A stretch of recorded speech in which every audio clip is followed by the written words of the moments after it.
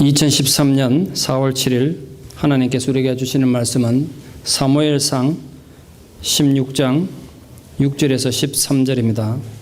사무엘상 16장 6절에서 13절 말씀을 봉독에 올리겠습니다. 마음이 청결한 자는 복이 있나니 저희가 하나님을 볼 것이며, 그들이 오매 사무엘이 엘리압을 보고 마음에 이르기를 여호와의 기름 부으실 자가 과연 주님 앞에 있도다 하였더니, 여호와께서 사무엘에게 이르시되 그의 용모와 키를 보지 말라. 내가 이미 그를 버렸노라. 내가 보는 것은 사람과 같지 아니하니 사람은 외모를 보거니와 나 여호와는 중심을 보느니라 하시더라. 이새가 아비나답을 불러 사무엘 앞을 지나가게 하며 사무엘이 이르되 이도 여호와께서 택하지 아니하셨느니라 하니, 이새가 산마로 지나게 하며 사무엘이 이르되 이도 여호와께서 택하지 아니하셨느니라 하니라. 이새가 그의 아들 7을 다 사무엘 앞으로 지나가게 하니 사무엘이 이새에게 이르되 여호와께서 이들을 택하지 아니하셨느니라 하고, 또 사무엘이 이새에게 이르되 네 아들들이 다 여기 있느냐. 이새가 이르되 아직 막내가 남았는데 그는 양을 지키나이다. 사무엘이 이새에게 이르되 사람을 보내어 그를 데려오라. 그가 여기 오기까지는 우리가 식사 자리에 앉지 아니하겠노라. 이에 사람을 보내어 그를 데려오매 그의 빛이 붉고 눈이 빼어나고 얼굴이 아름답더라. 여호와께서 이르시되 이가 그니 일어나 기름을 부으라 하시는지라. 사무엘이 기름 뿔병을 가져다가 그의 형제 중에서 그에게 부었더니 이날 이후로 다윗이 여호와의 영에게 크게 감동되니라.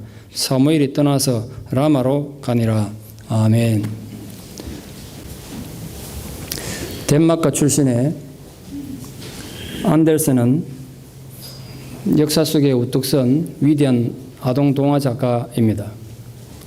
아마 어릴 때 안델센 동화 한두 편 안 읽고 살아온 사람 아마 없을 겁니다.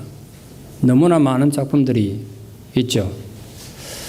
그러나 안델센은 성장 과정이 그렇게 평탄하지 못했습니다.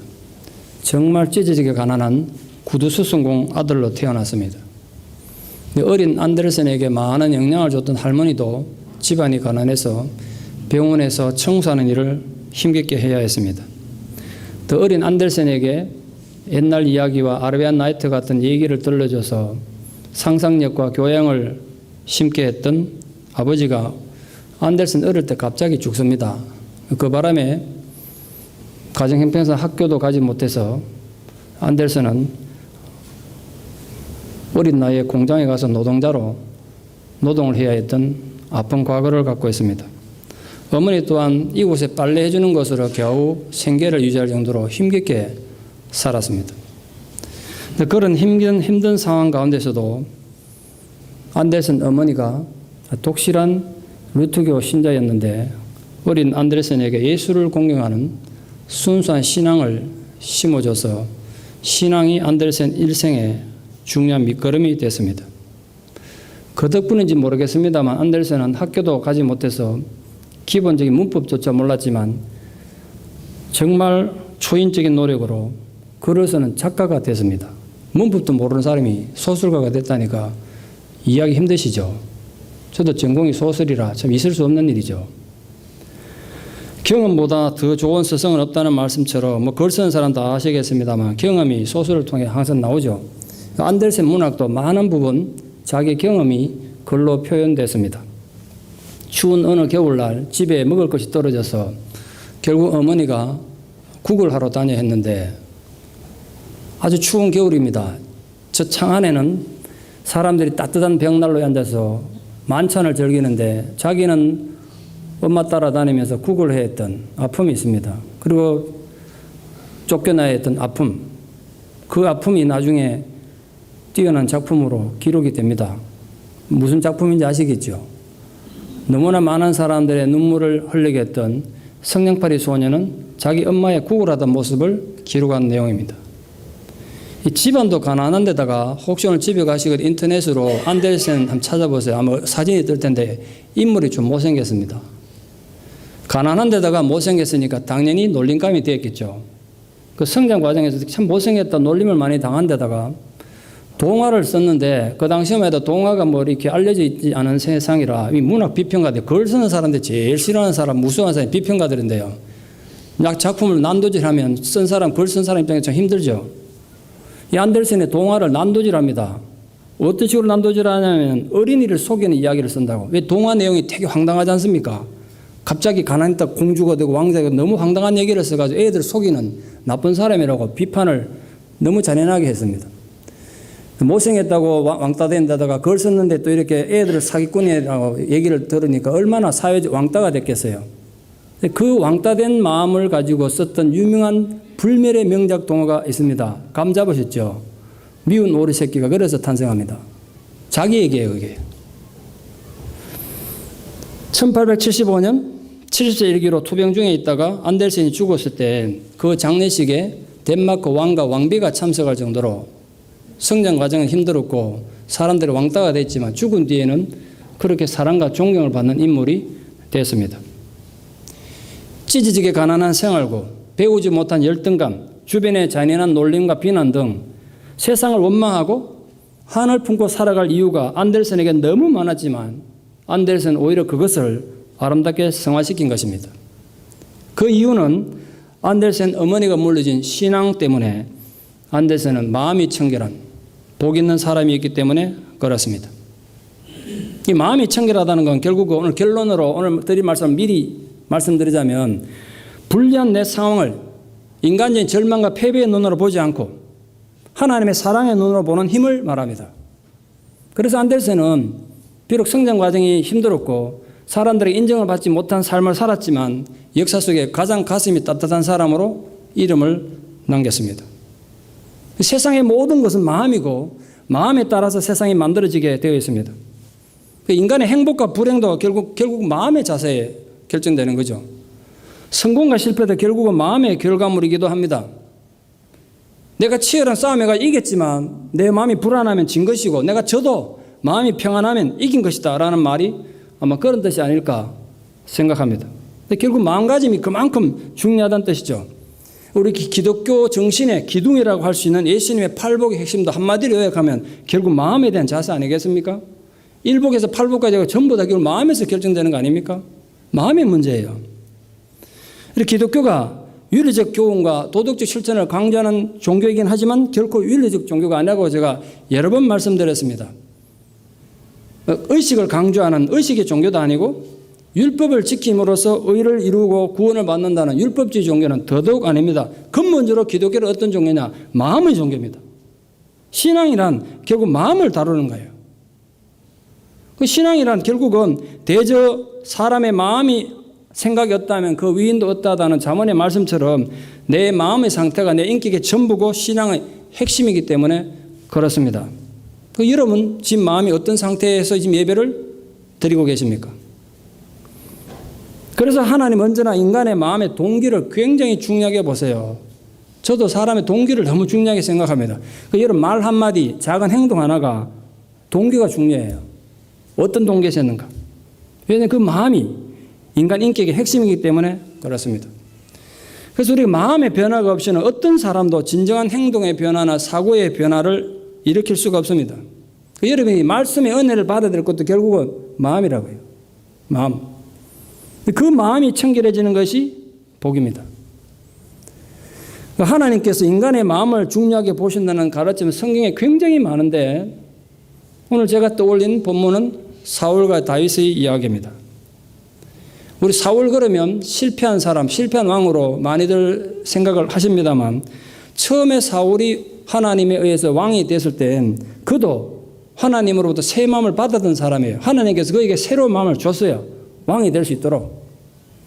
그 사무엘상 10장 9절 말씀에 보면 하나님께서 사울에게 새 마음을 주셨고 그날 그에게 약속했던 모든 징조가 다 응했다는 말씀이 그것을 증명합니다.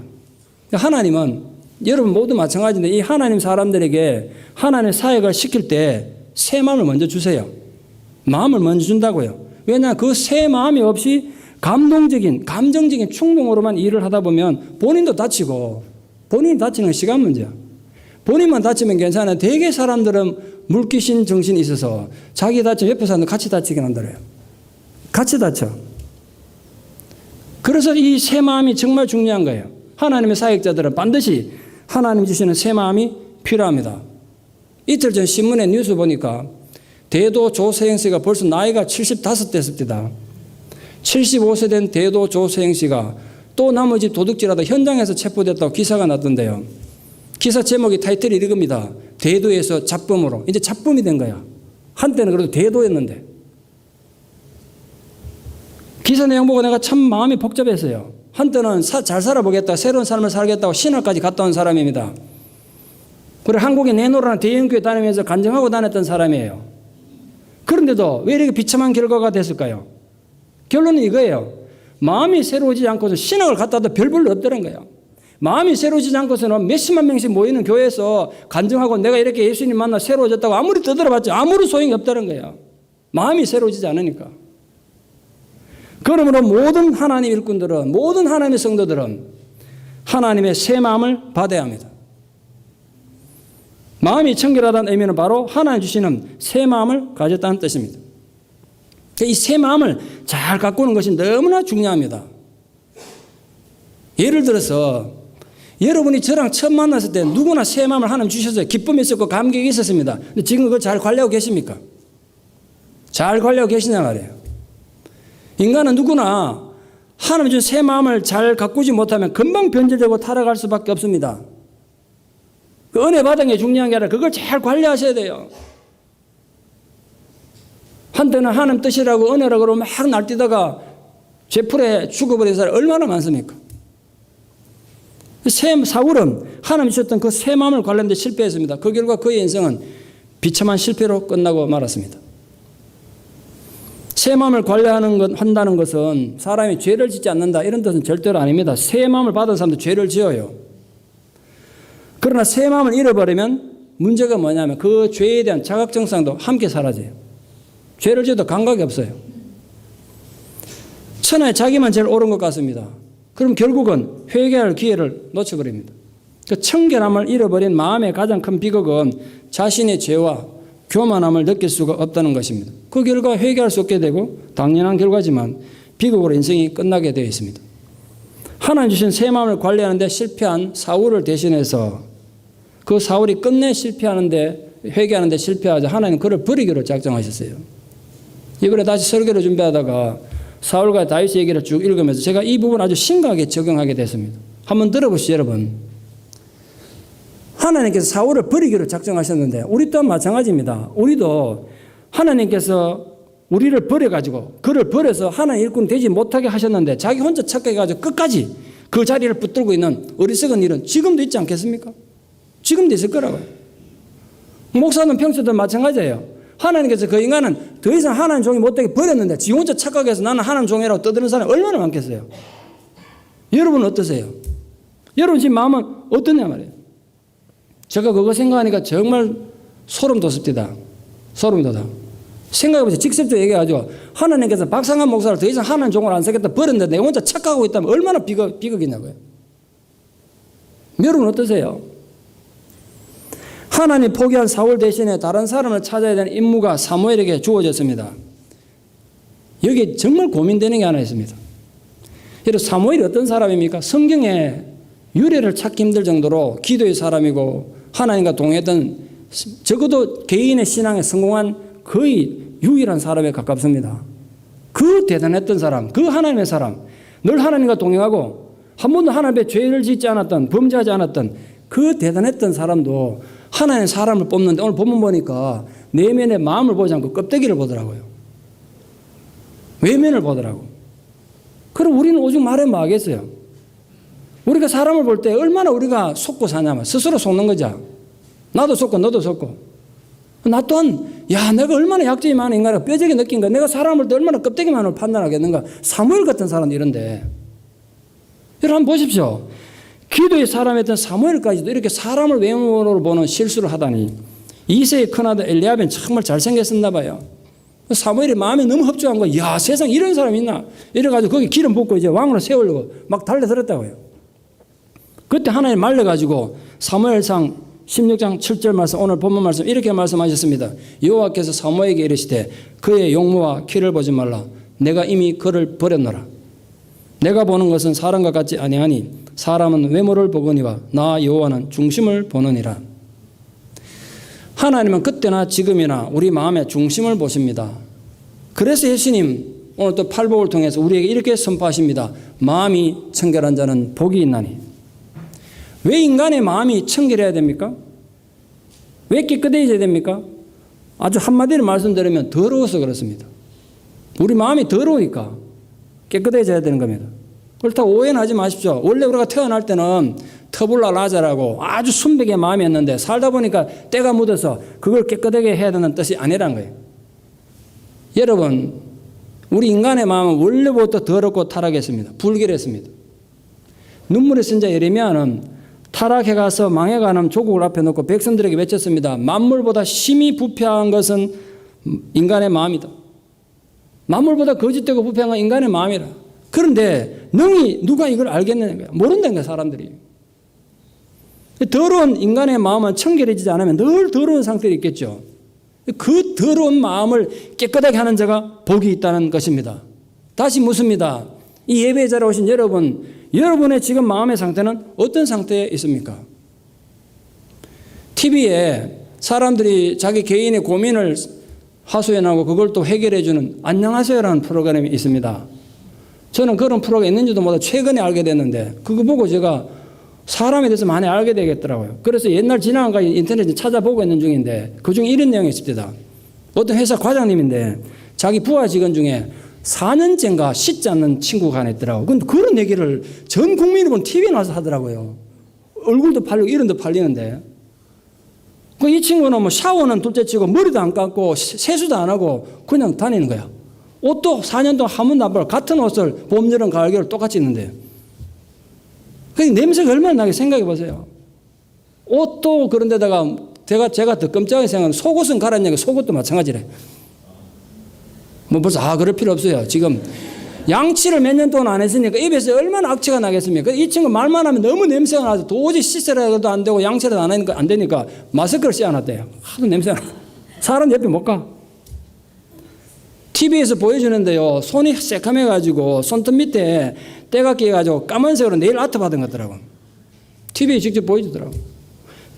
집에도 마찬가지야. 집에도 청소를 안 해가지고 먼지가 쏙 쌓여있고 신발 신은 채로 또 이불 덮고 자다가 잠 깨면 그대로 출근하는 거야, 이 사람. 그것도 뭐 좋은 거라 TV에다가 발자국 찍힌 이불 들고 왔다 보여주더라고. 사회적 무섭니다. 도대체 왜 안 씻냐고. 대답이 걸작입니다. 씻어봐야 또 더러워질 거니까 안 씻는다. 예. 두 번째 질문은 더 가관이에요. 당신 안 씻는 건 좋은데 옆에 있는 사람들 이렇게 피해 입고 이렇게 냄새 때문에 힘들어하는데 왜 안 씻냐 그러니까 자기는 그래도 된다고 생각한다 그러더라고요. 과장님 하는 말이 저 친구는 지 스스로가 너무 잘났는 아마 나르시시즘의 극치를 달리는 것 같은데 자기가 생각해도 자기가 너무 대단한 존재니까 나는 이래 안 씻어고 냄새 나도 괜찮다고 생각하는 것 같다고 그래 말하더라고요. 여러분 듣는 것만으로도 끔찍하지 않습니까? 정말 하나님께서 여러분 은혜를 주셔가지고 한 몇 년 동안 양치 안 한 사람 입냄새를 맡게 되는 은혜가 있기를 축원합니다. 한번 맡아보셔야지 그거. 제가 그런데 설교를 준비하다 문득 이 생각해서 그거 보고 몸을 씻지 않은 사람은 표라도 나는데 만약 여러분이 평생을 예수를 믿었는데 한 번도 여러분 마음에 더러운 상태에 있는 여러분 마음을 청소하지 않았다고 한번 상상해 보세요. 어떤 일이 벌어지겠어요? 어떤 일이 벌어지겠는가? 한 번도 청소해 본 적 없어 마음을. 얼마나 악취가 나고 영적인 위생 상태가 엉망이겠습니까?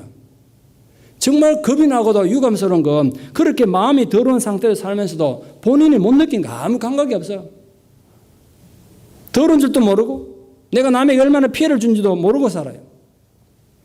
요즘 환경오염이 심각합니다만 어떤 오염보다도 심각한 게 인간의 마음의 오염 아니겠습니까? 마음이 청결하다는 건 바로 그 더러운 마음을 깨끗이 청소하는 걸 말합니다. 기독교의 생명은 오염된 마음을 청결하게 청소하는 데 있습니다. 기억하십시오. 왜 우리가 마음을 청결하게 되는가? 다른 무엇보다 더러워서 그래. 이 부패하고 썩어서 그래 우리 마음이. 그래서 청결하게 해야 돼요. 또한 우리가 하나님과 깊은 영적 교제를 하기 위해서는 우리 영혼의 집, 마음을 청결하게 해야 되는 거예요. 손님을 집에 초대했습니다. 음식을 대접하려고. 아무리 맛있는 사내짐이 음식을 만들어놔도 집안이 무슨 난민처럼 어수선하고 더럽다면 손님들이 그 음식 맛이 나겠어요? 얼마나 기분 나쁘겠습니까? 우리 동네에서는 아니고 제가 언젠가 어디라고 말할 수는 없죠. 또 이 설교가 여기저기 다 가니까 본인이 들을 수도 있잖아요. 한 번에 신방을 갔는데 완전히 2차 대전 직후의 집 같더라고요. 집이 미로야 막 얼마나 어지를 놨는지. 제보고 앉을 데가 있어야 앉지. 목사님 앉으세요 그러는데. 소파에는 언제 놓는지 이 개들이 오줌을 넣어가지고 눌러붙어 있고 앉을 데가 없더라고. 본인은 매일 그래 사니까 모르더라고요 보니까. 그 기분이 굉장히 안 좋더라고요. 이 사람이 나를 얼마나 무시하면 그 대충 기본적으로 채워놓고 목사를 부르지 이런 식으로 부르냐 생각이 들더라고요. 마찬가지예요 여러분. 하나님을 여러분 마음에 모시려면 하나님 오셔서 앉을 자리를 마련해야 될 거 아니에요. 하나님 오셔도 너무 더러워서 앉을 데가 없어 우리 마음이. 그러면서 맨날 복음 받고 싶어. 하나님과 동행하고 싶은 거야. 천만의 말입니다. 하나님 매일 오시고 싶어도 더럽고 냄새 나가지고 오실 수가 없어 우리 마음이. 그래서 마음을 청결하게 해야 되는 거예요. 하나님 내 안에 오시려면 영혼의 방인 마음을 청소해야 하나님 오실 거 아니겠어요? 그럼 도대체 마음이 청결하다는 건 뭘 의미할까요? 영혼의 방을 청소해야 된다고 그러는데 도대체 뭘 의미하는 거겠냐 말이죠. 무엇보다 깨끗하게 해야 된다는 건 여러분 상주로 아니까 그 얘기는 제가 오늘 안 하겠습니다. 성경적으로 청결하다는 건 마음이 청결하다는 그 청결하다는 정말 단어의 의미가 뭐냐면 마음이 둘로 나눠지지 않는 걸 말합니다.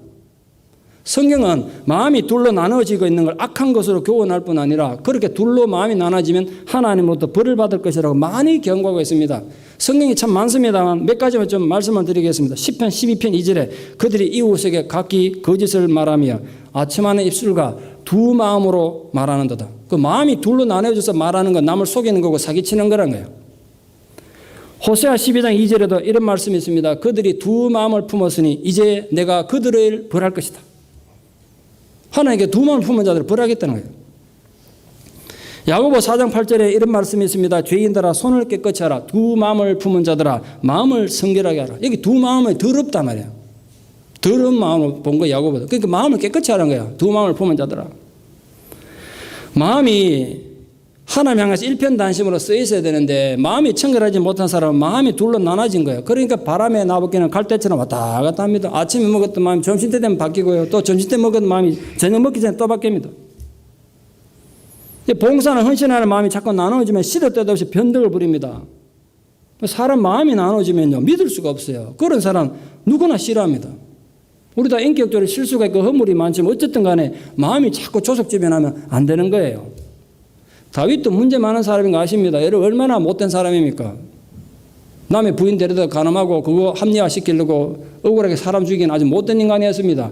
그럼에도 불구하고 다윗에게 우리가 본받아야 될 점, 다윗이 하나님 인정할 수밖에 없는 이유 하나가 있습니다. 그게 뭐냐면 그가 그렇게 인격적으로 문제 많은 인간이었지만 나침판이 언제나 북쪽을 향하는 것처럼 그의 마음에 항상 하나님을 향하여 있었다는 것. 이게 중요해요. 그의 마음은 좀 역설적입니다. 죄를 짓는 동안에도 하나님을 떠난 적이 없어요. 다윗의 마음이. 그래서 하나님께서 다윗을 내 마음에 합한 사람, 내 마음에 쏙 드는 사람이라고 칭찬하신 것입니다. 마음이 청결한 자는 마음이 나누어지지 않고 쉽게 말해서 하나님 앞에 지조를 지키는 거예요. 하나님 앞에 의리를 지키는 거. 여러분 부디 마음의 중심이 언제나 하나님을 향하여 굳건히 서 있어서 변덕을 부리지 않는 마음이 청결한 자들 되기를 축원합니다. 또한 마음이 청결하다는 건 죄를 미워하는 거예요. 하나님 싫어하는 건 나도 싫어하는 거죠. 성경에 하면 다니엘과 그의 세 친구들은 바벨론으로 포로로 잡혀가서 살게 되는데 그때 당시 문화에서 고기라는 건 다 우상한테 갔다가 신전에 갔다 온 거기 때문에 우상에게 제물로 드린 고기는 먹지 않겠다. 그래 뜻을 정했습니다. 그건 단지 먹는 음식의 문제가 아니라 그들은 지금 바벨론이라는 세계 가장 우상 도시 한가운데 와 있습니다. 타락한 문화의 한가운데 와 있어요. 하나님을 부정하는 문화의 한가운데 있습니다. 자기들이 어쩔 수 없이 나라가 망해가지고 하나님 부정하는 타락한 문화의 한가운데 살지만 그래도 그 불경스러운 문화에는 동조하지 않겠다는 결심을 끌어 나타난 거예요. 아무리 자신들이 불리해져도 하나님 앞에서 죄는 짓지 않겠다. 그렇게 정한 겁니다. 그게 마음이 청결한 것입니다. 세상 사람 다 그래 살아도 내가 하나님 백성이니까 내가 그래도 예수님 제자니까 내가 그래도 신앙인이니까 그래 사는 것을 세상의 풍조를 거부하는 것 그게 마음이 청결한 거라는 거예요. 성도가 된다는 건 바로 그런 것입니다. 성도는요 한순간에 은혜 받는다고 사람이 확 바뀌고 성령을 받아서 성자가 되는 거 아니라고 제가 여러 말씀 드렸잖아요. 근데 우리 한국 사람들 성질이 급해가지고 은혜 받는 것도 한순간에 확 받아가지고 사람이 확 바뀌기를 원해요. 절대로 그럴 수 없어요.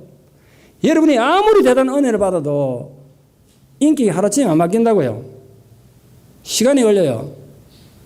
일생을 두고 바꿔가야 돼요. 성도는 절대로 한순간에 만들어지거나 태어나는 게 아닙니다. 일생의 삶을 통해서 계속 만들어져 가야 돼요. 청결한 마음이 또한 마찬가지입니다. 우리 일생의 삶을 통해서 죄를 자꾸 멀리하고 자꾸 갖고 가야 되는 거예요. 다듬어 가야 되는 거예요.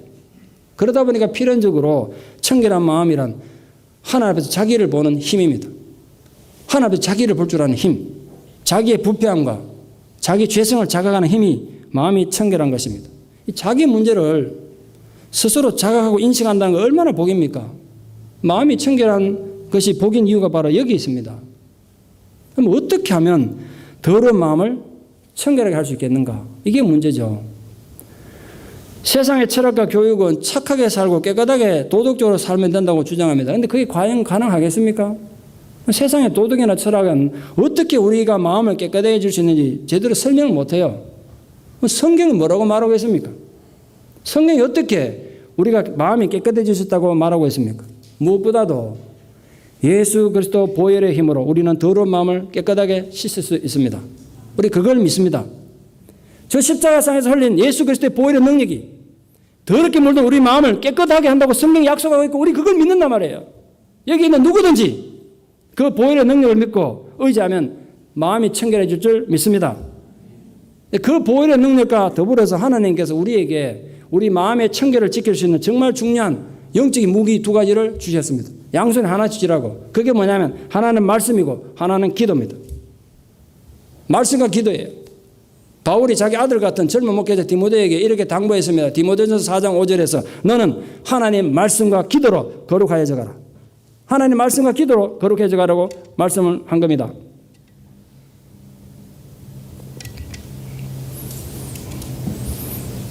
하나님은 말씀 속에서 우리를 만나주시고 우리 자신을 보여주시고 기도 가운데서 또 우리를 만나주신다고요. 신앙에는 실제적으로 말씀과 기도로 우리 더러운 마음을 깨끗하게 다듬어 갑니다. 신앙인이 하나님 말씀을 가까이 하지 않고 하나님 말씀을 모르고 인격의 성숙이나 마음의 깨끗함을 이룰 수 있는 방법은 절대로 없습니다. 말씀을 알아야 돼요. 여러분 말씀을 아는 수준만큼 신앙이 자란다고요.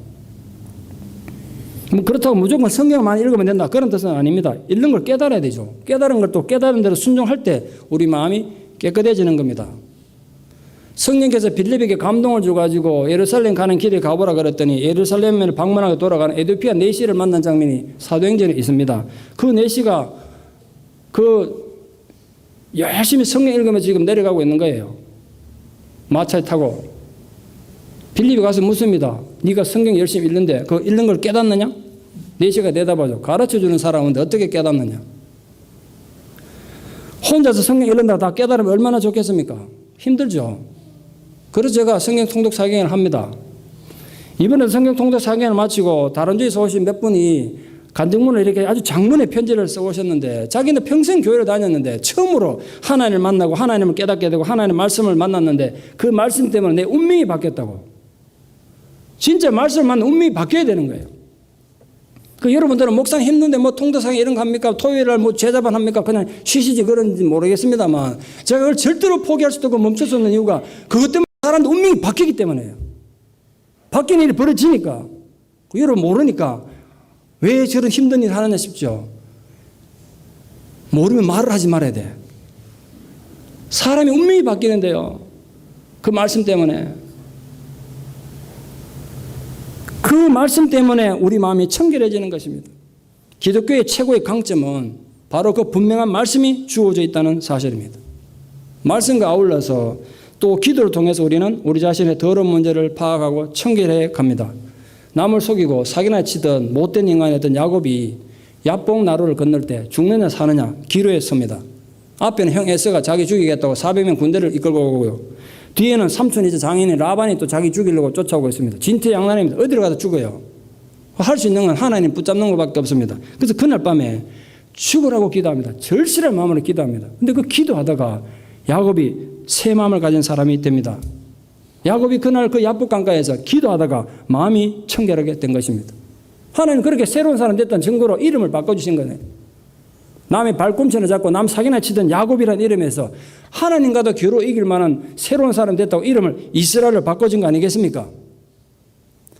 그렇게 우리 마음이 청결하게 되면 그 새로워진 사람에 주어진 약속의 복이 뭐라 그랬습니까? 예수님이 하나님을 본다고 그랬습니다. 하나님을 보는 게 왜 복입니까? 마음이 청결하지 못한 사람은 영적인 소경입니다. 그러니 하나님을 볼 수 없습니다. 하나님 보이지 않으니까 세상에 두려울 게 없습니다. 눈에 뵈는 게 없으니까. 그런 사람 제일 무섭습니다, 사실. 그 결과 인생을 지멋대로 함부로 삽니다. 그런데 마음이 청결하게 되면 보이지 않던 것이 보입니다. 무엇보다 하나님이 보입니다. 하나님이 보이니까 양심이 보입니다. 진리가 보입니다. 내가 걸어가야 될 길이 보인다고 드디어. 하나님을 본다는 건 하나님 뜻을 분별할 수 있는 지혜가 생긴다는 뜻이란 말이에요. 구체적으로 하나님을 보게 되면 우리 삶에 어떤 복을 가져다 줍니까? 하나님을 본다는 것은 무엇보다도 현재 삶에서 하나님 임재를 체험하는 것입니다. 하나님 임재는 우리 신앙에 경험하는 다양한 방법으로 체험됩니다. 내가 정말 기쁨을 누릴 수 없는 상황인데도 기쁨이 생겨요. 평안을 누리게 돼. 위로가 임하시고 하나님 보호가 함께하고 있고 하나님 나와 정말 친밀하구나 하는 친밀감을 느끼게 되는 그걸 통해 우리가 바로 하나님을 보는 것입니다. 나 죽고 나서 천당 가서 보는 게 아니고 마음이 청결하여 하나님 임재를 체험하면 자연스럽게 그래서 하나님과 동행하는 복을 누립니다. 결국 하나님을 본다는 건 하나님과 동행하며 교제한다는 뜻입니다. 하나님과 교제하는 게 왜 복이냐 말이에요. 언젠가 성경책에서 읽은 내용입니다. 아프리카 오지에 선교하러 갔던 선교팀이 쓴 보고서 내용입니다. 그들이 가서 아프리카 원주민들에게 복음을 전했습니다. 하나님을 전하고 예수 그리스도를 전했습니다. 예수 그리스도가 우리를 위해 죽으셔서 우리에게 어떻게 구원이 오는지를 설명했습니다. 그런데 그 얘기를 가만히 듣고 또 원주민들이 하나같이 얘기하기를 당신이 말하는 그 사람 우리가 이미 만났다는 거예요. 그 예수라는 사람 자기들이 만났다는 거예요. 그 무슨 소린가? 그 무슨 뜻이냐 물으니까 따라오라 그러더래 자기들을. 그 따라가니까 숲속으로 가더니 어떤 무덤 앞에 섰어요. 그리고 그 무덤 속에 여기에 당신이 말하는 사람이 누워있다고. 무슨 소린가 얘기를 들어보니까 여기 수십 년 전에 이들을 위해서 의료 선교하던 어떤 의사분이 이들을 위해서 헌신하다 거기서 병들어 죽은 거예요. 거기서 이 원주민들 너무 감동을 받고 그분을 기리기 위해서 무덤을 만들어 놓은 거예요. 그 들어보니까 자기들에서 죽은 사람이니까 똑같은 내용이라 이분이 우리에게 예수 같은 분이었다고 그렇게 간증하는 걸 본 적이 있습니다. 이게 바로 하나님께서 우리에게 보여준 하나님을 만난다는 의미예요. 그 아프리카 원주민들에게 정말 가장 복음을 제대로 전한 건 어떤 신학적인 이론이 아니라 섬김과 희생을 통한 하나님의 사랑의 손길이었어요. 이게 하나님을 본다는 겁니다. 내가 하나님을 보면 나 자신이 발견한 하나님 때문에 내 모습 때문에 이웃이 하나님을 보게 된단 말이에요. 전 소망합니다. 교회가 욕을 먹고 비난되는 이 시대에 이 세카라멘토 땅에서 여러분이 발견한 여러분의 하나님, 우리 하나님 때문에 이 땅의 사람들이 하나님을 보게 되는 날이 기필코 오기를 축원합니다. 그 날을 기대합시다. 그게 바로 내일을 준비하는, 미래를 준비하는, 다음 세대 준비하는 교회예요. 딴 게 아니에요. 여러분이 정말 이 땅에서 하나님을 보게 되면 미래가 준비되는 것이 다음 세대가 준비되는 거란 말이에요.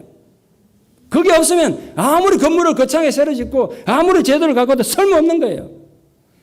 부디 소망합니다. 다음 세대를 준비하는 교회란 여러분 한 사람 한 사람이 진실로 마음이 청결해서 하나님을 볼 때 이루어지는 것입니다. 또한 하나님을 본다는 것은 하나님을 닮는다는 말입니다. 우리 가까이 있는 사람을 닮습니다. 영향을 받으니까.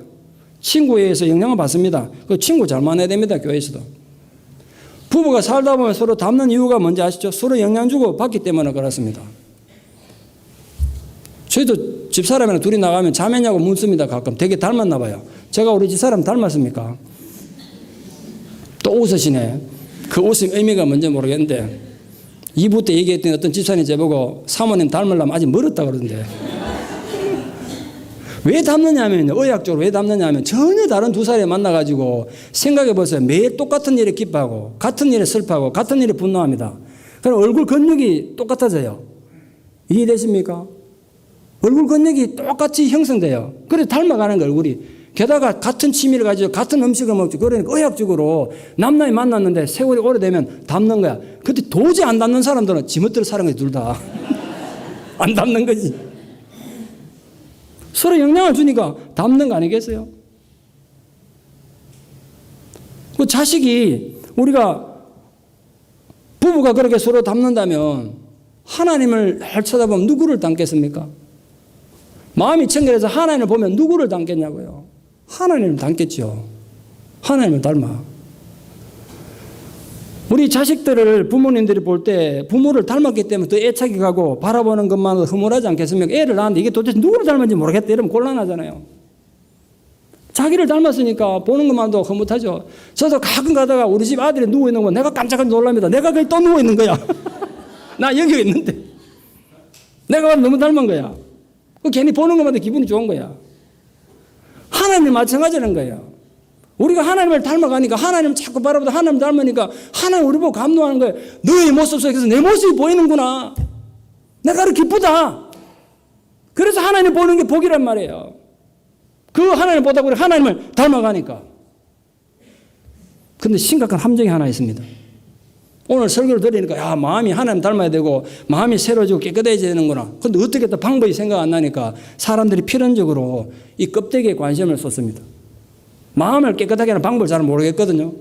그러다 보니까 자꾸 형식과 외식의 청결에 관심을 쏟습니다. 이게 바로 예수님께서 바리새인을 그렇게 신랄하게 비판했던 이유입니다. 여러 번 그러셨습니다만 누가복음 11장에서 예수님께서 바리새인에 대해서 이렇게 말했습니다. 너희 바리새인은 지금 잔과 대접의 겉은 깨끗이 하나 너희 속에는 탐욕과 악독이 가득하도다. 이렇게 비판하셨어요. 바리새인들의 문제는 마음속에는 온갖 탐욕과 악독과 악한 생활을 가득 차 있으면서도 남들 보기에 형식만 거룩하게 하면 자신들의 마음이 청결해진다고 착각하고 있었던 것입니다. 예수님은 그걸 비판한 거예요. 예수님께서는 인간들을 더럽히는 온갖 것들은 바깥에서 사람에 들어오는 게 아니다. 우리 인간의 마음에서 나오는 거다 말이에요. 인간의 마음에서 나오는 게 인간을 더럽히는 거예요. 우리 마음을 청결하게 되는 본질적인 이유가 바로 여기 있어요. 내 마음이 더러우면요. 그 더러운 내 마음에서 온갖 나쁜 게 튀어나오는 거예요. 예수님은 그래 말씀하셨어요. 내 마음에서 온갖 더러운 게 나와서 나를 더럽힐 거고 가족을 더럽힐 거고 교회를 더럽힐 거고 세상을 더럽힐 거라는 거예요. 온갖 죄악이 여기 있으니까. 악한 생각과 야비한 생각과 살인과 이해할 수 없는 행동들, 그 어리석은 행동들이 딴 데서 나오는 게 여기서 나오는 거예요. 여기서 마음에서. 더러운 마음에서. 예수님 그렇게 진단하셨어요. 그러므로 마음이 청결한 것은 남에게 덕이 되고 하나님께 영광이 되기 전에 본인에게 얼마나 큰 영적인 복이고 사회적인 복이고 윤리적인 복인지 모릅니다. 왜? 내 마음이 깨끗하면 내 안에서 선한 게 나오겠죠. 깨끗한 게 나오지 않겠어요? 아름다운 게 나올 겁니다. 그럼 내가 아름다워질 것이고 내 주변이 아름다워질 것이고 교회가 아름다워질 것이고 가정이 변하겠죠. 그래서 예수님께서 무엇보다 네 마음을 청결하게 해야 된다고 말씀하신 거예요. 본인이 행복할 뿐 아니라 이웃이 또 행복하게 되지 않겠습니까? 루트는 그렇게 말했습니다. 천한 노동자나 구두를 수순하는 사람이나 대장장이가 더러운 모습을 하고 있고 불쾌한 냄새를 풍기고 있다고 할지라도 마음으로 하나님의 말씀을 깊이 묵상하고 순종한다면 내적으로 그는 하나님의 가장 아름다운 향기다. 전 그 말에 100% 공감이 가고 은혜를 받습니다. 인간은 선을 행하는 순간에도 그 동기가 순수하기가 정말 쉽지 않습니다. 저도 그런 부분에 참 두렵습니다. 나도 모르게 내 안에 악한 생각들이 더러운 게 있다고 저도 있다고요. 그 동기가 나쁠 때가 있어요. 저도. 그 두려워요. 그게. 선을 행하는 목적이 정말 상대방 유익을 위해서라기보다는 자신의 만족감을 위해서 또 남들에게 자기를 드러내기 위한 동기가 바탕에 깔려 있을 때가 아주 많습니다. 그래서 우리는 마음이 청결한 자는 복이 있다. 이 예수님 말씀을 듣고 이걸 오늘 가지고 가가지고 그냥 듣고 끝내지 말고 계속해서 여러분 마음을 좀 점검할 필요가 있습니다. 나는 정말 하나님 앞에 마음이 청결한 자인가? 내 안에 더러운 건 어떤 것들이 있는가? 부디 여러분을 좀 연구하셔서 여러분의 문제를 좀 아시기를 바랍니다. 그래야만 고칠 거 아닙니까? 말씀에 결론을 맺습니다. 왜 인간의 마음은 청결해야 합니까? 한마디로 인간의 마음이 더럽고 타락했기 때문입니다. 하나님과 깊은 영적 교제를 하기 위해서는 우리 마음이 반드시 청결해야 합니다. 청결한 마음이란 어떤 마음입니까? 마음이 두 마음으로 나누어지지 않은 것입니다. 하나님을 향하여 일편단심으로 하나 된 마음입니다. 죄를 미워하는 마음입니다. 하나님 앞에서 자기를 보는 힘, 그것이 청결한 마음입니다. 우리는 그리스도 예수 그리스도의 보혈의 공로로 마음이 청결해질 수 있습니다. 무엇보다 말씀과 기도로 마음의 청결함을 날마다 이루어갈 수 있습니다. 진실로 마음이 청결하셔서 여러분의 모든 삶의 현장에서 하나님 임재를 체험하고 하나님과 함께 동행하는 복을 누리는 또 그 복 때문에 여러분 이웃이 복을 받는 하나님의 복이 있는 자녀가 되기를 진심으로 축원합니다. 기도드리겠습니다. 하나님, 오늘도 주님이 주시는 이 귀한 말씀을 통하여 우리가 새롭게 결단하고 각오를 다집니다. 진실 우리 마음이 부패하고 더러움으로 우리가 청결하기를 원합니다. 깨끗해지기를 원합니다. 진실로 말씀과 기도로 우리 심령이 깨끗해지게 하여 주시옵소서. 예수 그리스도의 십자가 보혈의 공로로 우리의 더러운 마음들이 깨끗해지는 은혜가 있기를 바랍니다. 그리하여 우리 모든 삶의 현장에서 하나님을 보는 감격이 있게 하여 주시옵소서. 예수님 이름 받들어 기도드리옵나이다. 아멘.